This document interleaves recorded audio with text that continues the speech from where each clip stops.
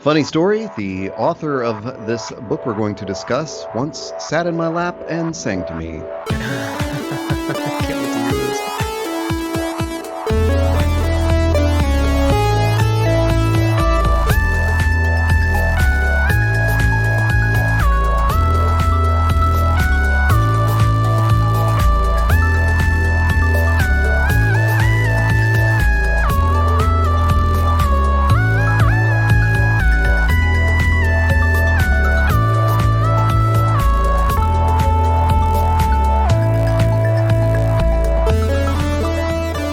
Hello and welcome to Panelism, the podcast where we talk about comic books and graphic novels worth having on your shelf. And for today, a young adult novel that I've read and teased in a interesting fashion, I guess. That at least got Taylor curious. Yeah. But I had told you too, because you right before we hit record, we were having a conversation, just catching up, and we all go through those like hills and valleys, the strikes and gutters of comic book enthusiasm or whatever. And it sounds like after your Portland trip, you kind of swung into a valley. And I had an experience yesterday that I was just so excited about. And I was like, I texted you like, oh, I got something to tell you about this. So a couple of episodes ago, I told you about the very sad closure of the comic book shop that I've been going to for like 11 years. Oh, yeah, that's right. Yeah, and I got more details the week after that when we had our reinstated book club, which had been founded at the shop by one of my friends who worked in the shop, and she has also been on the show. Her name is Lainey, and we talked about Punk Rock Jesus back in 2018. But anyway, I there's not a lot of story there that's mine to tell. But it was nothing. I thought it was sort of rising rents and things like that. But it sounds like there's just a lot of personal factors that sort of led to the owner moving the business that had been there for a long time, and certainly like it was the shop for so many of us. Mm-hmm. And there was this brief discussion at book club of like, well, where is everybody gonna go now? And oh, well, there's this new place like down here. It's nearby, and we had all heard of it, but none of us had really like been there and checked it out. And I went there yesterday, and I guess it came up because I had a separate conversation with another friend and was telling him like, oh, by the way, Comics Unlimited closed, and he was surprised, and he said the same thing, like, well, I think there's this new store down the street. They've actually been there since January. They're called Strange Cereal, and that's in Huntington Beach on Gothard Street. And I remembered once I walked in and talked to one of the guys working there how I'd heard of them before, because a friend of the pod, PJ Perez, had told me he had gone in there. PJ, I hope this is correct. And like this was like months ago after they opened. And he said it just seems like a collector's shop. Like they didn't have. Ooh. But so I went in yesterday and just talked to him and told him the whole story. Like, hey, I'm looking for this. I gotta get all the variant covers of Maneater's number 12. Mm-hmm, mm-hmm. And as you and I have talked about on a previous episode, and I said, and the problem was my pull list was at Comics Unlimited. They knew, of course, the whole story of like the owner, and they'd been going there for years, and it was just sort of chance that they had opened up this year and whatever. But in the reason it looked like a collector's shop several months ago was because they were I guess it just takes a while to like set up that diamond distribution, as you and I have mentioned before. Like one distributor of comics, and that is Diamond. And so they were saying like, our new books are here, but this is all we got. Like he points me to the shelf. And so it was all like new Marvel and DC stuff, but I guess the indie kind of runs behind. It just sounds like they're going to be good about chasing that stuff down, and people are going to be pursuing. But it was that thing of like, oh, I found it. I found the shop for me. That feeling of like, oh, this is cool. And it's like,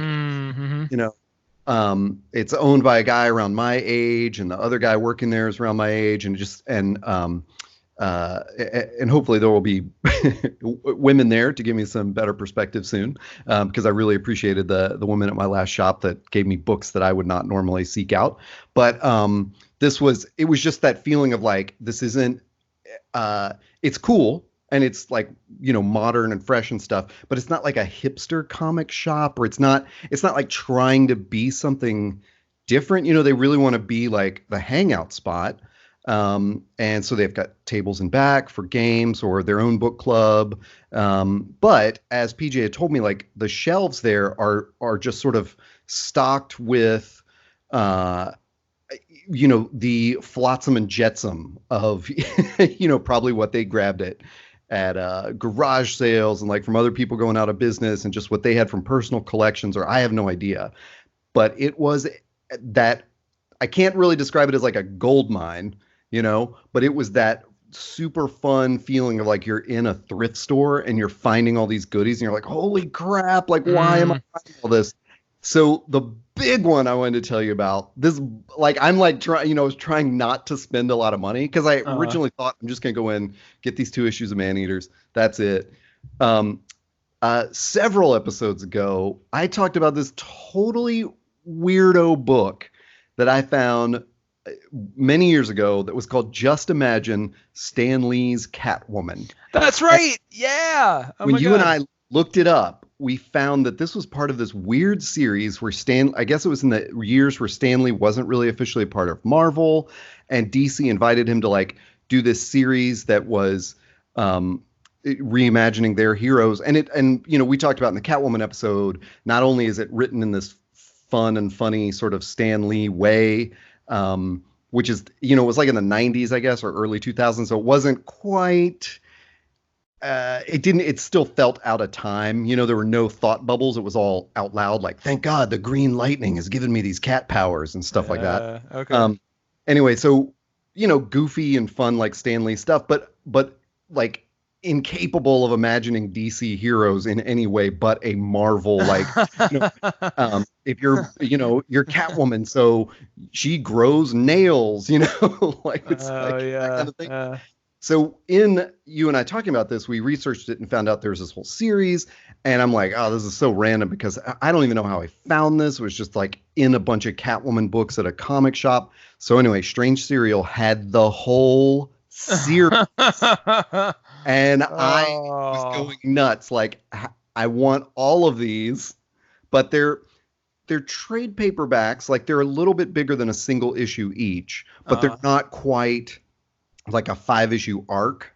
They're like, it's kind of like those DC Black Label books that have been coming out recently that have it. They put them typically in these single issue shelves, but they're almost like prestige format. It's they're weirdly shaped and they're thicker, but they're not a full trade paperback. It's that weird.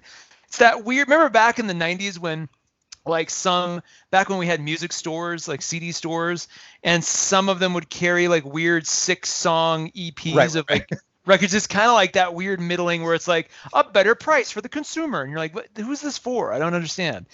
Anyway, he's the single of comic books. Is that what you're saying? No. I know what you're talking about. It's that special packaging thing of it's more than a single issue, but it's not quite a trade. And I think I really got seduced into almost buying that Harley Quinn one. Because there's like a Superman one, there's a Harley Quinn one that looks really good. The art looks amazing.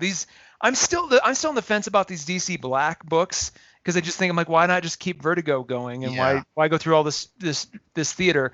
But it's interesting the kinds of things they're putting out. Let me ask you this though, going back to Catwoman and Stan Lee, are those books like was that so avant-garde for its time that they just shoved it into its own format so that people weren't at all convinced or didn't think that was somehow part of continuity? I'm not totally sure, because I'm not actually clear on when they came out. I was just trying with my aging eyes to see what the copyright in this was. But I think this was actually the packaging 2001 was the packaging of Elseworlds books. So I think it was sort of a symbol to readers like, hey, this isn't really continuity. Okay. But anyway, I had to make a decision because they literally had every one of them, and I just couldn't bring myself to buy all of them. Plus, there were things like Aquaman that I don't care about. So how many issues are there in the series? There are 10 or 12. Oh, okay. So I feel that I had crap. I can't remember his name, But in High Fidelity, John Cusack's character, and maybe this doesn't happen in the movie, maybe it's only in the book, where he goes to this like woman is selling this crazy record collection, and he goes and she has like everything, and then he's asking her like, "How do you have so many rare 45s and stuff? That I've been seeking for my whole life?" And she says, "Oh, well, they're my boyfriends, and we broke up, and so I'm just getting revenge on them by selling all this for nothing." And he can't like bring himself to just like totally rip this boyfriend off because he's like, oh my God, that guy is going to be crushed when he finds out his record collection is gone and I can't be a part of that. So he just buys like one thing that he really wants. So I kind of felt that I feel bad for breaking the set, but I also felt like, man, I don't want to, I know I don't care about Aquaman and a couple of the others. So I did break the set. I'm the bad guy. But I got Batman, and judging from the art on the cover, he actually turns into some sort of Batman. No, wait, these are all Stan Lee interpretations? Yes, they're all just weird. Imagine Stan Lee.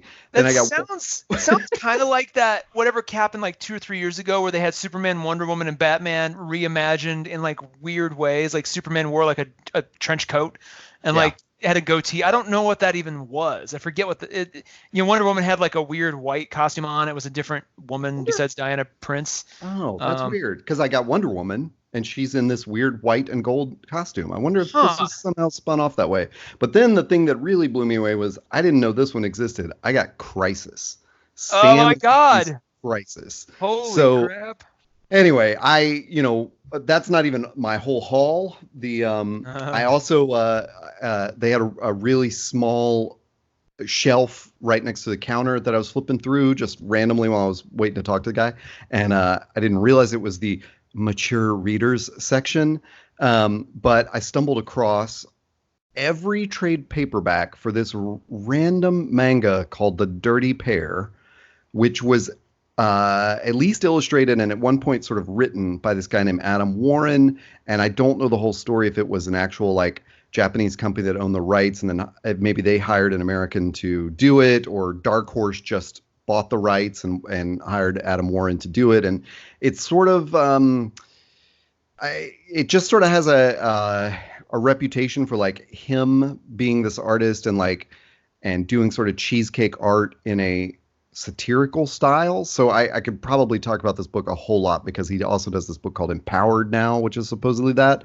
But I've maybe brought it up on the show because the satirical style to me is like, yeah, but he's really doing the cheesecake thing. So I don't know if it's satire anymore. As opposed to like Mockingbird, which we talked about, which, twists that on its head and has, Mockingbird sort of in the James Bond role of like hooking up with all this beefcake all the time. And, that to me is like, that's satire. Like there's a spin on it. But anyway, I had stumbled across Dirty Pair in some other random shop many, many, many years ago and bought, a couple issues bought a couple trades that I saw. And then later on discovered this trade that was like printed in color, but it was the same trade I had in black and white. And it was just this random discovery of like, I didn't know anyone even knew about this book. And at one time I brought up Empowered or another Adam Warren book or something like that in Comics Unlimited. And Lainey told me, like, she was like, oh, yeah, Adam Warren. And he did all this other stuff. And, she knows like all the art he's done. So I found this volume that I had never seen before. So of course I was like, what the hell is this? And the art looks slightly different and it is still Adam Warren. So I don't know if I don't know if this is a later book and he had changed his style for it, or if it was an early book and he just didn't have the style yet. But anyway, I got that. And then I also got the Batman run called The Cult, which I know nothing about, but it's Jim Starlin and it's this like sort of classic looking 90s trade paperback. I haven't even heard of that. When did that? Yeah, 91. 91. Yeah. So it's on the edge of the like Nightfall kind of stuff. Like I had flipped through it and there are some images of Batman that I'm not really sure if it's Bruce Wayne or if it's that other dickhead that took over, Azrael or whatever. I don't know. There's the whole Nightfall saga is insane. So I can't even summarize it. It like the first Civil War is a series I've never been able to get all the way through.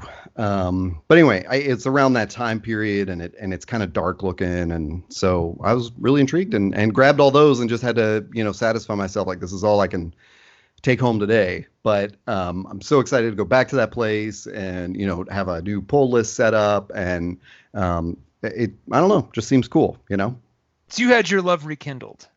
Yeah. That's excellent. I am looking up, by the way, at Imagine Stan Lee's Aquaman, and he looks like Man Sapien or Abe Sapien from Hellboy. Like he looks. Of course. He's like made of water. Yeah, because Stan Lee's like, no, he's an aqua man. Excelsior! And he just keeps writing, and they're like, okay, Stan, you go for it. Wow, we got Stan Lee here at DC Comics. Isn't this amazing? And he's like, Doctor Doom is actually... Wait, no, Doctor Doom's not DC. Who's another DC character he could jack up? Like, who do we got? Clockman. What? Green Lantern. Clockman was what I said. Green Lantern. Oh, yeah. I'd love to see what that looks like. He's a literal green human being that glows. Yeah, I don't know if there's a standalone, but he's in the Stanley Imagines the JLA. Because I flipped through that one and I was like, ugh, I don't know about this. And then I know one of the other ones I passed up was Sandman, and I'm like, I don't care. And so anyway, it was just they're there. They're at Strange Cereal in Huntington Beach. If anyone wants to go pick those up. Oh, they also had this just blows. This is just so crazy, and I wanted to get this artifact, but the pragmatist in me wouldn't let me do it. So I think you and I have talked about this on the show before, but nobody will remember this. Way back in the 80s, it had to be the 80s. Couldn't even have been the 90s. I read these novels, which were actually, they weren't novels. They were packaged like a novel, but it was like a collection of short stories about these realistic superheroes was kind of the spin. So it was, it was just a manuscript. Like it was just a novel. There's no pictures or anything. It sounds like so stupid to explain that, but and they were all these short stories by different sci-fi and fantasy writers. Only in the last 8 years did I learn that the guy that put that whole project together was George R.R. Martin. What? So in this totally weird way, I had read George Martin when I was like 12 years old or something. Wow. And these books were not meant for 12-year-olds. They were adult, and they were called wild cards. So I think it concerned like this, like radioactive event or something that gave all these human beings powers. And then I don't remember exactly how the origin was or anything, but basically every short story would sort of be one, all the writers could write in world without having any continuity problems or something. Cause one would just be in like Kansas City, and this is what happened to this guy. So they're called wild cards, and apparently they made a comic book of it. And there was a trade paperback of that at Strange Cereal. And I picked it up, and in the intro to it, it talks about how there were these books, and this was the comic book that spun out of it. And, of course, the man responsible for this is George R.R. Martin. You probably know him from, and it lists like 5 sci-fi books that you have never heard of.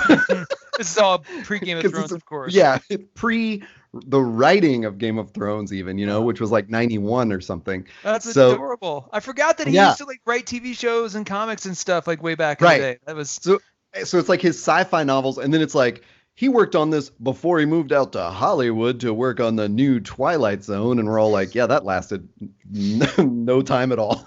Didn't he also write on Beauty and the Beast? Yes, he did. Yes, with Linda Hamilton. That was one of those like artifacts where I was like, I want this, but only for that paragraph, and I just can't bring myself. Like some artifacts like that are worth having. That one I had to make a judgment call on. Like I can't do it. See, I'm always so torn because just as an example, I was at a comic shop in Minneapolis a week and some change ago, and after much indecision, because it struck me. I love going to the shop. It's very near where my friends live, where I stay. I could walk there, and it's just a really well done shop, kind of over in Golden Valley. And I was walking through it, but I did the whole 30-minute pass over everything, and then went back and started getting picky and choosy. Yeah. But I was kind of like, man, I'm either going to have to buy a lot or nothing, because I didn't know where to fall, and so I just decided, what, I'm just going to only grab things from the local rack, because they had a pretty impressive local shelf. But I ended up and after kind of looking at it, I'm like, I don't know if this is even something I want to continue. But I ended up getting two issues 1 and 2 of a local series called Woe is Oz, which is a sort of reimagining of the Wizard of Oz as a sequel to the original books, but it's slightly sexy for some reason. And like Dorothy's like 17 for some weird reason. Like it's still, I guess a middle schooler could read it and be okay, but I wouldn't go much younger than that just because it's very gory. But it's just, I'm just like, I don't, and then I got back home, like, why did I get this? But then I looked at the cover, I'm like, it's just a cool thing to have in the archive. At some point I've got a lot of single issues in 2 of my bins that are just going to be amazing collector's items in like 30 years. Right. You're just going to be like, oh my God, where'd you get this? And just be something that I picked up, whether it be a variant or just a really cool series nobody's heard of. And I sometimes do this because at one time, a little comic called Teenage Mutant Ninja Turtles was exactly that, where if you were lucky enough to get issue 1, 2, and 3 of that series in its original printing, because Eastman and Large just self-published it, I think the first couple months, and then they quickly moved up. But that first self-publishing printing is like unbelievably sought after now. And so I'm like, what else is going to be the next thing, like the next version of that? That's a funny example because one of the guys at Strange Cereal said that in their dollar bins, some guy came up with like this issue of that was some other comic book that was the first appearance of the Teenage Mutant Ninja Turtles. And he was like, this was in our dollar bin? Wow. And the guy was like, yeah, you got like 5 of them. And so they had to go get them and like price them appropriately. Like, because it's just they were opening a comic shop. Behind the counter. Like, whoa. But that brings up that great question of like, and I think it just depends on the kind of collector you want to be, and for me, I was that way. And with CDs, as dumb and random as that sounds right now, but like college and afterwards, like I was hunting down every import single and every version. And it was like, I barely even play this. Like I probably just put the extra B-sides on a tape and then put the CD on my shelf or something. And so now buying comic books, and mostly just because I have very limited space, I really just, I want it, if it's like that, a collector's kind of thing, I really want it to sort of, bring joy in some way, that's like, this is here for a reason or whatever. Like I have an issue of Bitch Planet like on display in my house, because I'm like, I love that artwork, like that goes there, Bring joy. Did you intentionally not say spark joy for copyright trademark reasons? Yeah. It's funny you say that though. I actually, while we're talking, so prior to recording, I expressed to Todd, I'm sort of in a malaise right now where I think I might have too much catch-up reading to do. And I think after going to Portland, and then side note, I'm kind of into tarot card collecting now. So that's a whole other thing. We'll talk about this on a later episode. Yeah, that's a whole other thing for another day. But like somewhere along the last 2 weeks, I've just kind of gotten a little burnt out. And I think part of the reason is I look at my shelf and it has gotten aggressively full. And I think I might need to do a little bit of a purge to reassess and kind of, get back to something. And it's going to be very hard because I thought I had been very intentional up to this point. I mean, I can see a few things that might go, but not a lot. So I don't know. It's going to be tricky. Do you have a plethora of single issues that you might have to purge? That's probably. I only bring that up because that's a personal problem. Like for me, is that I literally have like a bin that's just full of single issues. I've been pretty good about buying single issues only when they're like really cool variants or something interesting, or I'm doing the series like the recently concluded House of X, Powers of X series. Sorry, Powers of 10 series. Which, holy crap, if you haven't even started, I have not. You need to. It is it is a good one from Jonathan Hickman. So if you've been putting it off, I highly recommend that being the next thing you pick up. But I've got series like that, or some things I've shared on Instagram over time, but I'm already looking at a good chunk of my shelf space is just single issues. Like, I don't know if I necessarily need, like I grab a lot of things digitally on Comixology as single issues. It seems to be a bit more, like I have a bunch of Injustice, all my Masters of the Universe, like all the stuff where it's going to be like, 40 plus single issues. No, I'm just going to grab that digitally because it's just so much interesting. Because I don't want to do that stuff on Comixology. It's like when it comes to digital, I almost want the collected edition. But I have these single issues. Like every time my friend Eric Coda, illustrated like an issue of X-Men, I have that. Mm-hmm. But my problem is it's sitting in a bin, so it's like not on display. I'm not really seeing it. It's sort of not fulfilling its purpose, I think. But anyway, let me ask you this. Are you ever afraid that let's just say half of your shelf, if not more, will never get read again, but you can't bear to part with that book because you're like, I freaking love this book. It's like a talisman of that time of my life, but I probably won't read it again. Like that, those are the books where I'm like, man, I'm torn because I'm like, what if there is a day where I'm like, man, and I say this having I think I've expressed this to you before. I have purchased no less than 3 times the book Red Mass for Mars by Jonathan Hickman, and I have donated it all 3 times because I'm like, this is like his worst book. And yet about a year later, I'm like, maybe I misunderstood it. I got to give that another shot. Let me give that another try. I buy it all over again. And then I'm like, no, this is not great. So I finally broke myself of that habit, but I've done that before where I have giver's remorse so quickly. And I'm just like, man, maybe I should not do that. I don't know. This will be an ongoing conversation. I think that we keep I totally agree. But I feel called out by that because that's exactly what's happening on my shelves right now. And there's stuff I gotta have that like I didn't get it feeling all the time. But then I have series that I haven't concluded, like what's this one? Hang on. Injection. So I have volumes 1 and 2, but not 3. I've been meaning to get 3. But I'm like, if I don't get 3 in the next year, why do I keep 1 and 2? And that's a great series. Man, that's me with I Hate Fairyland. Yeah, but I got it's interesting about the I Hate Fairyland. I got a bunch of, this is that classic thing where I started with single issues, digitally or physically. Then I got the trades. Then I traded in the trades for that beautiful hardcover. Yep. And then I've got like the second hardcover coming. So it's just like, it's a tricky. Yeah, whereas I got the first 2 trades, and now I'm like, well, should I get the hardcover? Because then that means I will have to get the next hardcover to be a completest. Oh boy, I'll tell you this: if you're on the fence out there, dear listener, I highly recommend that hardcover. It is a scary book. Well, I gotta save up my money for his Oz collection. Scotty Young, the artist. Jesus. Drew Huddleston, who's an occasion he's been on the show before and frequent listener. Thank you, Drew. He purchased it, didn't he? Mm-hmm. Yeah, and it just I didn't even know a lot of like shots of the pages as he was reading it, taunting us. Yeah, I didn't realize Scotty Young, and that dude is writing Middle West, so let's keep that in mind too. But like he's doing all these Marvel variant covers still, which are amazing. Every time I post one of those on Instagram, just everybody freaking loves it. But I don't understand how he had time to do an entire Oz series.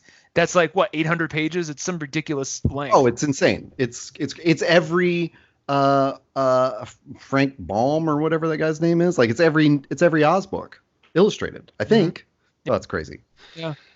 Hey, there's no segue into the book I was going to talk to you about, but this is the most abrupt shift. Do it. You for sure know Officer Jim Dangle from Reno 911. I am one of those rare birds. What? I really watch Reno 911. My wife gives me shit about it all the time. But and even still, don't you? I mean, just saying that. Can't you picture the guy in the tiniest shorts ever with the mustache? Okay. Yes, that guy. I know who he is. That guy is Thomas Lennon.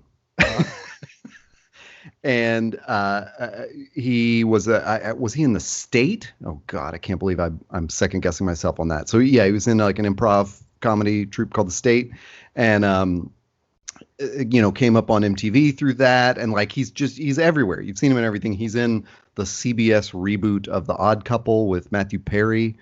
I don't know. Yeah, I don't know which one he is. It's been going on for like 5 years, I think. I don't actually know. Maybe it may just be 2 years. I have no idea what's happening on broadcast television. Nor do I. Clearly, wow. Anyway, he is a super funny human being, and several years ago, with Eric Coda, I attended the Comedy Bang Bang Christmas live show, and Thomas Lennon closed it down with an improvised song. during which he came and sat in my lap because Eric, of course, was like, let's sit in the front row. And I was like, no, something humiliating will happen. And he was like, no, it won't. And so we sit Did in the he front know? row. Did he go before and he's like, we're going to sit in the front row so this happens to Todd? Like, Probably. I wouldn't put it past him because not only did that happen, I had already been called up on stage earlier in the night.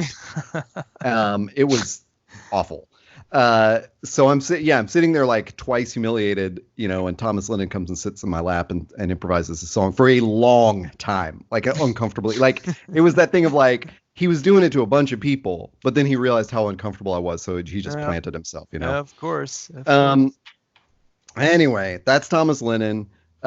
Really hilarious guy. And if you listen to our Comic-Con recap episode, you know that I went to this panel called like the Fundamentals of Storytelling. And I was going to see these two writers and illustrators that I sort of knew from Instagram, Whitney Gardner and Sarah Anderson. And I've reviewed Chaotic Good by Whitney and one of the Sarah scribbles, like Adulthood is... Oh my gosh, I'm sorry, I can't remember the name of it. But you can look in our archives. Adulthood is a myth? Something like that. Yeah. Anyway, so I was going to see them, and I'm like reading the description like Thomas Lennon, and of course, it's not even like beaten around the bush like, oh, the author Thomas Lennon. It was like Thomas Lennon, parentheses, Jim Dangle from Reno 911, like come to this panel, So I go to this panel. And Whitney has some fun like Instagram posts afterwards where I've never even posted the picture of me and Whitney, by the way, but it was great to meet her there. And I will do that when we talk about her book, Fake Blood, soon. But she's sitting right next to Thomas Lennon. She has these fun Instagram posts of like, trying not to freak out. And they were all there because they had a recent book, and I'm assuming like a somehow under the same publishing arm somehow, Okay. So I have no idea why Thomas Lennon is there. And then he tells us about this book that he's written called Ronan Boyle and the Bridge of Riddles. And what? Yes, and it is Wow. a young adult novel, and he describes it as, well, it's Ronan Boyle is the narrowest boy in Ireland, and he is an intern with the Garda, the police, and they discover that they call on him for this one specific case because he is so narrow, he can actually like slip between these these buildings that like leprechauns use to sort of escape down these narrow pathways or something like that. Okay. And so as Thomas Lennon is telling us the story, I mean, it's just nuts. And he told so many details that are in the book, but it's like you can't even spoil it because it helps to know how nuts it is. So Ronan Boyle quickly finds himself in an Ireland that is full of fairy folk, and that there is a secret Irish unit, like the special unit of the Garda, that only patrols the fairy folk as they come into the Republic. And there's also like a fairy folk equivalent of this called the Ouija's, but they're super corrupt, and those are the leprechauns who come into the Republic to like patrol their own citizens, but they're super corrupt, and so they're never actually there doing good. They're always just being terrible leprechauns and claricons and whatever else they are. So it is bananas. Wow. There's and the for starters, it is just like drenched in great. And I'm sorry, I'm going to be a real Scotsman here and not know, are the Irish Gaelic? Something like that. Yes. They're not Celtic, but they are. Pause for a second. He wrote and illustrated it? No, there's no illustration. Oh, well, sorry, there are illustrations, but it is not an illustrated book. This is like a YA novel. I see. Okay. Yes. He did tell a funny story about how he drew this like ornate map, like he spent all these hours and he turned it into the publisher, like these are all the locations of the book, and I've drawn this great map for you, and they hired a professional artist and Nice. redid it. All right. So there are a few illustrations. It's but yeah, it's dripping in Gaelic mythology, like the land that they go to through these little gates, which are just like sort of portals. And the land is Tirnanog, which is, I guess, just the mythical land of fairies, and factors hugely in Carnival Row. Like Carnival Row is about the residents of Tirnanog coming into this whatever it's called, like the sort of fictional England that they come into, that Amazon series. So very precipitous timing that both of these things sort of come out at the same time. Anyway, back to Comic-Con, he tells a story and I like walk out of the room and order the book. Like that's a hell of a sales pitch. Yeah, because it's like Thomas Lennon. So it is definitely written for a young adult audience. And I would think, what makes you say that? Is it I'm always curious when people say young adult. Is it a more accessible kind of writing, or is it the subject matter, or is it all of the above, like length, all of that good stuff? All of the above. I mean, I kind of think when people at that level, like the fact that he pitched it that way, like told us this is a young adult novel or YA novel, was because that's like almost like a technical classification of it, Okay. Like, that's where it goes in the bookstore, right? In this section. Exactly. Which is really too bad, because I mean, like, how many of those YA books? Let's be clear. A lot of YA books are like Fabio novels for housewives. They sort of exist in this like production factory kind of mindset. They're produced, they're churned out to be some sort of derivation on some popular thing. But then there's a bunch of other ones that are just as legitimate as any Kurt Vonnegut novel you'll ever read, right? It's like it's really hard.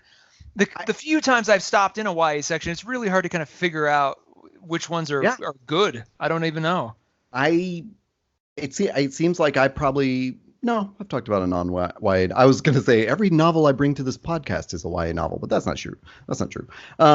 It also concerns a 15-year-old protagonist, and it is told in first person, which I think is really a hallmark of the YA novel these days.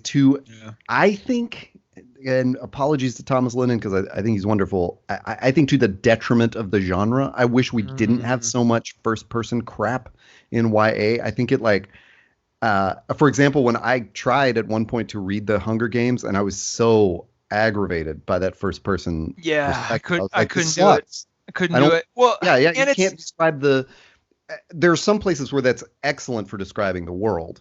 And then there's some places where it just really fails. And I was like, I don't get it. I don't know what the difference is with this world. You're just factually telling me that it's different. But it's like, how would you even know? You don't know what the other world is like. Like it works for books like The Hatchet, right? Or books where you're like, it's a lone survivor kind of a mindset, or Rambo, or First Blood, like that kind of stuff.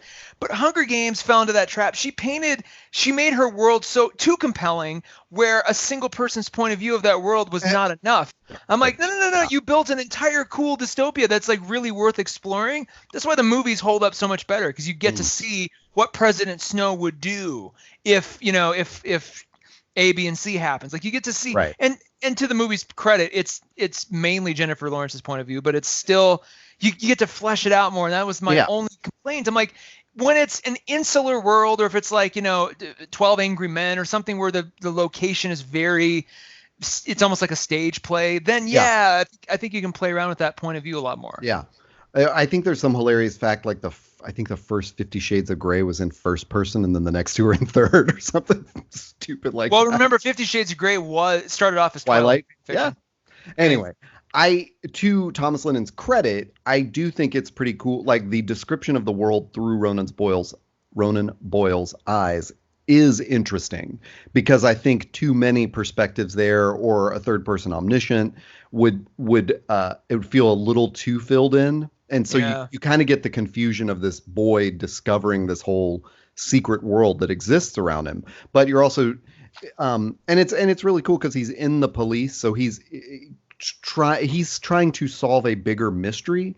And as the pieces of that start coming together, and you realize, I would almost say, of course, it's tied into the very specific case he's working that has implications on the bigger mystery about his parents who've been accused of this crime and locked up incorrectly. And so because it's first person, you're getting that unreliable narrator who apparently did know that some fairy stuff existed and some sort of magical, realm was out there, but you're still taking it in through his surprise at all of these things. You know, he's Okay. staring at the leprechaun who starts musking, and it smells so bad, this like stench that he lets off when he's in a closed space, and then all these like funny little pieces, which I assume are sort of equally taken from funny Irish stories, fairy tale stories, and also just Thomas Lennon's imagination. You know, things like that. How much they care for their pipe and their shoes are really the, you know, that shows their wealth more than like money or something like that. And the leprechauns, that is. Mhm. And it's just like it's a really wonderful way to do this. Having not read the Harry Potter books but seen the movies, I would think that that's sort of an easy like adjacent kind of genre to it, you know, where it's Okay. like there's magic in the real world, but they're still driving in cars, and Got it. you know, Yeah. there's still a police, and you know, like you assume sort of normal present day things around. Um, and I think because there's a comedian who's honestly written a bunch of movies, too, including Baywatch. But Wait, he, he wrote the Baywatch movie with The Rock. I believe so. I think he talked That's about awesome. that. Wow. I think so. It has a lot of that. Like so much of the humor in it is not laugh out loud to me. It's just amusing because it's like this is a funny way that he's describing all of this stuff. Okay. So I really enjoyed that. I would say the one thing that left me a little bit confused and thinking like, oh, is this a YA trait or something? Is it almost loves its world building so much that you feel like, well, Ronan's just going on this adventure and he's going on that adventure, and they're cases. Like he goes on this case and then he goes on this case, but it's not like there's not much more to it than him going out there with his mentor and, you know, finding out something. You know, you're kind of like waiting for the action to kick in because he's sort of a little bit in love with like this crazy world that he's developing. Hmm. But I think one thing that helps alleviate that is near the end of it, whereas like all the action is kind of rushing. It ends on this big cliffhanger, and I am fairly certain that he said it was a planned trilogy. And I think because like going into it knowing that, it felt very movie like. Like, you know, when I got to Mm. the end of it, I felt like, okay, you've introduced all the crazy stuff, and now we have this cliffhanger. And in fact, one of the really funny things is because I have it on Kindle, and apparently on Kindle, when I opened it, it just went to chapter 1. It did not go to the prologue as the beginning of the book. Oh, And okay. the prologue explains that what you're about to read are the diaries of Ronan Boyle, who is very, very missing. Oh, interesting. Okay. So had I known that going into it, it would have sort of added to that mystery of like, wait, how, you know, what's going on? But you do get the diary aspect, and Don't you love how Kindle just does that? They're like, yeah, you don't need to read all this stuff at the beginning. Here you go, and they just page whatever. right. It also, because the title is Bridge of Riddles, which there is a bridge that involves riddles. But it made it sound like that would be like the important thing, and it just sort of like set dressing. So I don't, Mm. I don't really know. Like, well, is that a hint at something in the future? I wasn't really clear. So, but all of that to say, like, I ended up really enjoying that it ended on this cliffhanger. I was not frustrated in any way because Mm. it's a cliffhanger in the sense that like the, you know, very last line of the book plugs in some interesting information and you're like, oh shit. And it, you know, it's just a neat like realization. Like I mean, I'm sure you could have called it from, you know, earlier clues, but you know, just has that sense of like, now I got to read the next one. um so yeah, Has he written all three yet, or just the I first don't one? know. Great question. um I'm not sure. He spoke at Comic-Con as if he had not, but who knows? I wonder if Uh, it's going to be like one of those Name of the Wind, Daniel Rothfuss or whatever that guy's name is. Who he's kind of like George R. R. Martin. He's got his last book to do, and he just can't do oh, it. really? Yeah, I hope it is not. a I mean, common thing apparently. it's a short read, you know, and it's really fun. And I would say just you know, knowing who we know of people we know who are our audience, it might not appeal to everybody in our general age range and demographic and stuff like that. But this is a thing I can picture giving to, man, I wonder like 10 to 13-year-old sort of area, Okay. and them thinking it's really funny.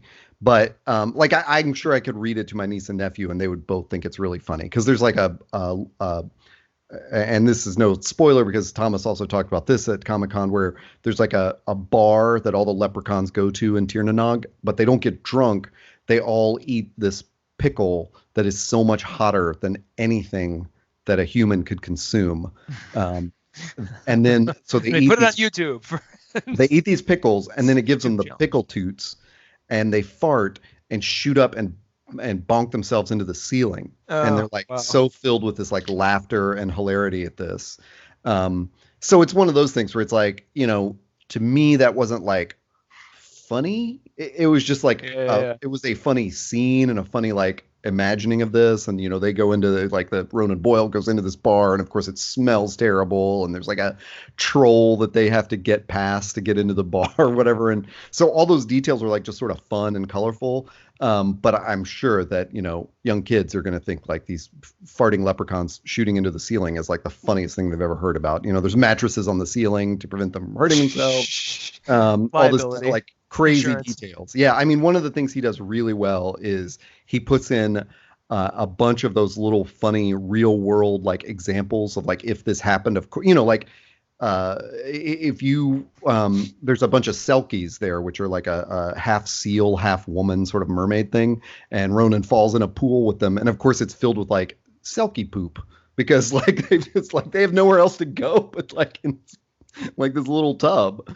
Now, given what you know about the author's other work, does this feel like it fits along, like it's written like, oh, this is what I would expect from him, or is it like, wow, I never knew he could do this? Well, I think when he was describing it, I was like, what the hell? This is crazy that you came up with this. Like what a random thing. And I'm wondering as he's telling it, like, wonder if he's got kids this age, or, is he really into like Irish history? I don't know. What are the sort of facts of his life that gave birth to this? But having read it, I'm like, yep, that's the kind of children's book Officer Jim Dangle would write. Okay, good. And you're much smarter than the Jim Dangle character, of course, but like, it seems to fit with the Thomas Lennon sense of humor. It's always, every once in a while you'll find a work by somebody, usually it's written as a book or something, where you're like, how did this come out of that person? Yeah, exactly. And I always double check that, because it not that I don't mind that so much, it's just always alarming when the work seems, you're like, why isn't this what you're doing all the time? Right. So if it's a part of a greater whole stylistically or aesthetic wise, it seems to flow a little bit better. It definitely doesn't feel like a like celebrity like vanity project kind of thing that good. It's just good. It's not like his name is just stuck on like a story that he came up with like we've talked about the Alyssa Milano name on the Hacktivist comic. Yeah, I came up with the idea and then I hired a creative team to make it. Like that's definitely not the case. This is like very imprinted from his psyche. One of the really neat things about it is the way he uses footnotes, and especially the way that works on the Kindle, where you can just tap the footnote and it appears, and then you can close the window. And a lot of times those are explaining like Gaelic words that mean something specific to the story. And a lot of times they are just funny footnotes. And like one of the things that recurs is the Garda officer who writes the prologue explaining that this is the diary of Ronan Boyle, is that he's in the footnotes like, this never happened. I don't know what Ronan's talking about. So you kind of have to click on all of them to figure out, like get a little bit more fun out of the story. And that's a really neat aspect. And, I can also see that being like a cool sort of secret clue kind of thing to a kid reading it. Does it supply valuable Easter eggs that way? That are like, or is it just purely like for fun and sort of filler? It's fun. There's definitely more information about the world that's delivered that way, but there's nothing like an Easter egg like the clue to solving it is in one of those, and if you don't find it, it's not that kind of thing. But I thinking of all of this, I'm standing by that sort of age range. I don't know what kids are like after they hit 10, so like 10 to 14 probably, but there's definitely other YA literature I've read, which is more of that like 14 to 17 age, the puberty age, kind of like the hardcore, like maybe that's like 13 to 17 or something. But this is a little bit younger than that. It's like, like I said, it's fart jokes and poop jokes and stuff inside of all this crazy Irish mythology, or not even mythology, but like fairy tales, which is just really fun. I do keep going back to Carnival Row, but I'm also, for some reason, Peaky Blinders is popping in my head, and that's not even at all the same thing. It's Irish and it's that sort of that era, but it's just like, I don't know. This sounds like a book. Here's a better way to just explain it. It sounds like a book where Sam Neill might pop up for some reason as like one of the characters that they made in the movie. For sure. Picture Sam Neill as one of the characters in this. Yeah, it just has that sort of quality to it. We're like, this calls for Sam Neill, everybody. Let's bring him in. Bring Sam in. Yeah, and there's a Cate Blanchett role for sure. Oh, yay. We've never seen Sam Neill and Cate Blanchett in a movie together, I don't believe. That's fascinating. We've seen him and the woman who plays Rita Skeeter. I forget her name off the top of my head, but she was Mab and the Lady of the Lake in the Merlin movie or miniseries. Sam Neill, a little something about me. Sam Neill used to be, once upon a time, my absolute favorite actor, and I still have great respect for him. But like there was a time in my youth when he was sort of the pinnacle of acting for me. I don't know why. It just happened that way. He's amazing. Somebody, friend of mine, Peter Jensen, in case he's listening, name check, mentioned at some point. Remember that first Harry Potter movie directed by Chris Columbus, where those first two Harry Potter movies look very different because it's a very different sensibility. But the actor who plays Professor Quirrell, who spoilers ends up being sort of the host, the living body host for Voldemort at that point. Friend of mine, Pete Jensen, said, that movie would have been 20 times better if they had just cast Sam Neill in that character. And I was like, that would have been fascinating, because he has the gravitas of like a Hogwarts professor, but then you're like, to then realize that he was sort of under the control of something else the whole time would have been a little startling. Maybe it was too real. But anyway. Sorry. And if anyone is confused, Sam Neill is in Peaky Blinders. That's where your segue came from. He's also in The Tudors, which is on Netflix. He's Cardinal what's his face, that Richelieu, or I'm not even sure if that's the right one, but the one that, or maybe that's a fictitious one. But he's the cardinal that I think he advises against the splitting of the Church of England. Anyway, Kate and Sam appeared in a movie together called Little Fish in 2005. So Cate Blanchett and Sam have starred together, or have acted? And Hugo Weaving. Oh, what's it called? Little Fish? Little Fish. You and I are going to have to go watch this movie. My God. This sounds like something that I should have been obsessed with a long time ago. Like those three together? Holy crap. Yeah. Well, anyway, this has been the Sam Neill cast. Thanks for listening. We'll be back. And Sam Neill and new comic book cast with a book sandwiched in the middle. No, I'm glad we got to talk about all that stuff. We've had a couple of shorter episodes lately, and we love the shorter episodes, but felt like we had stuff to say. It's kind of like a potluck episode, kind of like an kind of old school Todd and Taylor episode where we just sort of riff on whatever. I get you made a comment about your TBR pile just like stacking up, and I have got not nobody else sat in my lap and sang to me, but I have other little like anecdotes about at least 3 or 4 of the books in my TBR pile. So it's like they all kind of personally mean something to me, and I'm like, oh my God, I'm trying to pace it out. Like I've got to read this so I'm going in fresh enough whenever we record. But I've also got to pick and choose like which one comes first or whatever, and it's hard to do. So. Oh, well, where can people find us? Yeah. Well, I was just debating whether or not I wanted to go back into the catalog of Sam Neill, but I will refrain at this point in time. We'll save that for another episode. You can find us anywhere. I was gonna say comics are found. Anywhere anywhere podcasts are found. Stitcher, Google Play, Pocket Casts, Apple Podcasts. All of those places. If you're not subscribed yet, if you're just listening to this on the feed, please go subscribe. Tell your friends and share it. You can also find us on panelism.inc on Instagram. That's panelism.ink. And that's also where you can find our back catalog, www.panelism.inc, and get all the old episodes. And future episodes will obviously be there too. And we've talked about a couple things that we're planning. So hopefully maybe at some point soon that will come to fruition. Anyway. I would say check the Instagram. That's our favorite way to communicate. And if we make any kind of announcements about whatever's happening in the future, check there. That's right. And if you're in Orange County, visit Strange Cereal. Yeah, that's a great name. God, that's just a great name.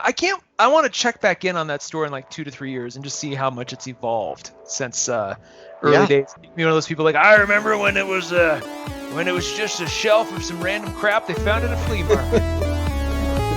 Exactly. including, and I'm serious about this, Stan Lee's Catwoman. Like, you're just some old guy ranting in the parking lot. I remember when I bought Stan Lee's Catwoman. He's like, this poor guy thinks Stan Lee made Catwoman. I remember when cats had claws. Aquaman were made of aqua. Those are my days. We're like, oh my god, who's this guy? And then like one kid goes in and he finds like the last remaining copy. He's like, holy shit, he was right. Hawkman was just 3 baby hawks in a trench coat. Stealing worms from other out of Earth.